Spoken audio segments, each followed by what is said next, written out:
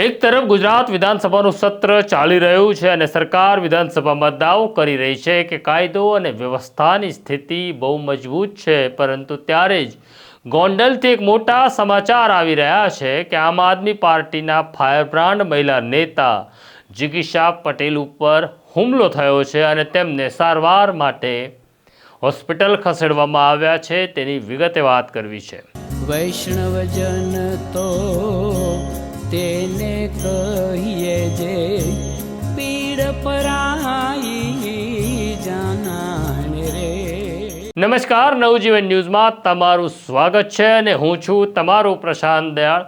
ઘણા લાંબા સમયથી આમ આદમી પાર્ટીના મહિલા નેતા અને ફાયરબ્રાન્ડ નેતા જિગીશા પટેલ ગોંડલની અંદર મહેનત કરી રહ્યા છે। હજી 2027ની ચૂંટણીને લાંબો સમય બાકી છે, પરંતુ જિગીશા પટેલ ત્યાં ખેડાણ કરી રહ્યા છે। સંભાવનાઓ બહુ સ્પષ્ટ છે કે જિગીશા પટેલ ગોંડલમાંથી ચૂંટણી લડે તેની તૈયારીઓ કરી રહ્યા છે।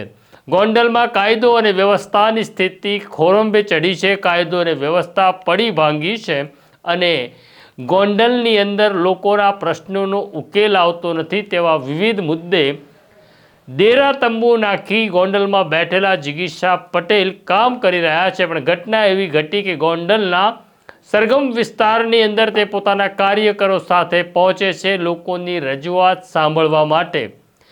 જિગીશા પટેલનો આરોપ એવો છે કે ભારતીય જનતા પાર્ટીના કોર્પોરેટરોએ કેટલીક મહિલાને ત્યાં મોકલી અને આ મહિલાઓ આવી જિગીશા પટેલ સાથે ઉગ્ર ચર્ચા કરે, ઝઘડો કરે, હુમલો કરે તેવી સંભાવનાઓ ત્યાં નિર્માણ થઈ।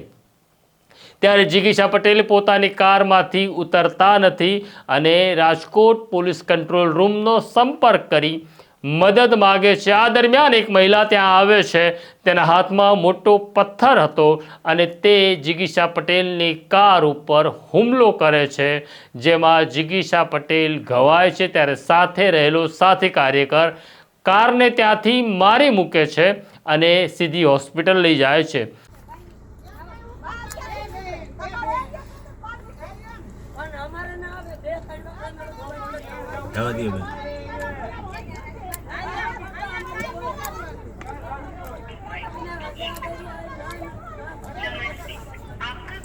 नंबर में लाइक मारो फोन क्यों गयो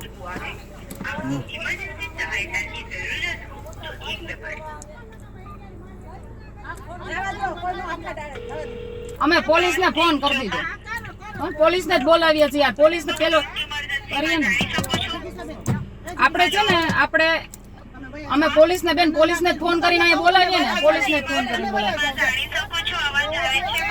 બેન મારો છે ને અહીંયા હું તમને લોકેશન કહ્યું છે સરગમ પાર્ક ભોગાવદર રોડ ઉપર ગોંડલમાં અમે લોકો અહીંયા વિપક્ષ તરીકે અહીંયા અરજી સાંભળવા આવ્યા હતા। કોર્પોરેટરને ફોન કર્યો, કોર્પોરેટરે 4 માણસો અમને મારવા માટે અહીંયા મોકલા છે। ગોંડલ, રાજકોટ જિલ્લો, ગોંડલ તાલુકો, સરગમ પાર્ક। હા, પ્રોપર ગોંડલ થી વાત કરીએ છીએ। જિગીશા પટેલ। પાણો લીધો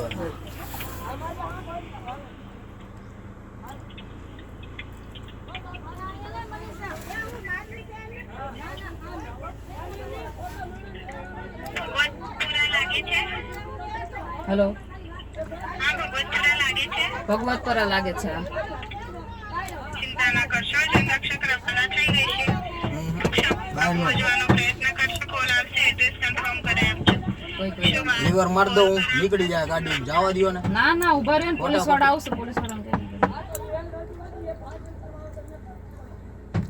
નીકળી જાય ગાડી। નહીં નહીં, જાવું જ નથી આપણે। પોલીસને બોલવા દે અને કરવા દે કે ભારતીય જનતા પાર્ટીના કોર્પોરેટરને આટલી આપણે રજૂઆત કરીએ છીએ।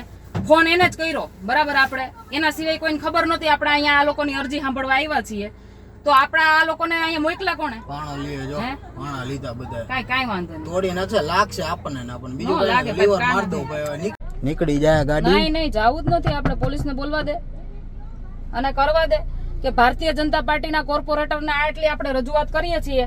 ફોન એને જ કર્યો, બરાબર। આપણે એના સિવાય કોઈને ખબર નહોતી। આપણે અહીંયા આ લોકોની અરજી સાંભળવા આવ્યા છીએ, તો આપણે આ લોકોને અહીંયા મોકલા કોને? પાણો લીએ જો હે? પાણા લીધા બધા કાઈ વાંધો નહીં. તોડી નાખશે લાગશે આપણને ના પણ બીજું કઈ નહીં લીવર માર દો ભાઈ નીકળી જાય ગાડી તો જિગીશા પટેલ હોસ્પિટલ પહોંચે છે ત્યારે તેમની મદદે મહિલા પોલીસ પણ આવી ગઈ હતી અને જિગીશા પટેલને વ્હીલચેરની અંદર બેસાડી ગોંડલની સરકારી હોસ્પિટલમાં સારવાર આપવામાં આવી રહી છે. સાથે રહેલા કાર્યકરોનું કહેવું એવું છે કે જે મહિલાઓએ હુમલો કર્યો તે ભારતીય જનતા પાર્ટીના કોર્પોરેટરના ઈશારે ત્યાં પહોંચી હતી. જિગીશા પટેલ પાસે સમગ્ર બાબતની જાણકારી મેળવવા માટે અમે જિગીશા પટેલને ફોન કર્યો ત્યારે તેમનો ફોન અન્ય કાર્યકર પાસે હતો અને કાર્યકરનો દાવો એવો હતો કે જિગીશા પટેલ અત્યારે વાત કરી શકે તેવી સ્થિતિમાં નથી કારણ કે તેમને ચક્કર આવી રહ્યા છે.